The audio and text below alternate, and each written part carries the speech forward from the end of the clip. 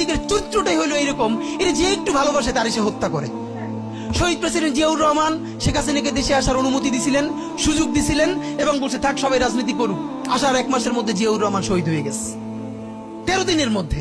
এবার দেখেন এই যে আমরা এখন যারা সবাই করতেছি, সুতরাং এটা একটা বিষ। এই বিষের সাথে আমরা কিভাবে লড়াই করব? জাতীয় ঐক্যমত্য তৈরি করতে হবে। সুতরাং পলিটিক্যাল পার্টি এবং সবার প্রতি একটা কথা, প্লিজ আপনারা বিএনপি কে শতভাগ কর্নার করে দিয়েন না।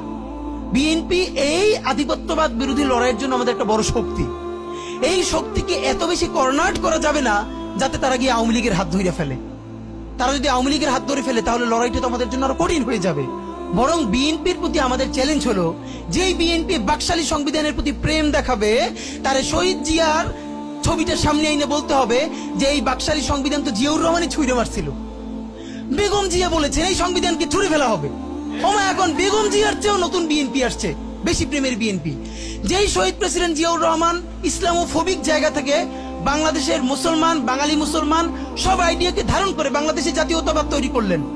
এখন একটা নতুন বিএনপি গজাচ্ছে, কেউ চেষ্টা করতেছে পুরো বিএনপিটাকে একটা ইসলামোফোবিক বিএনপি।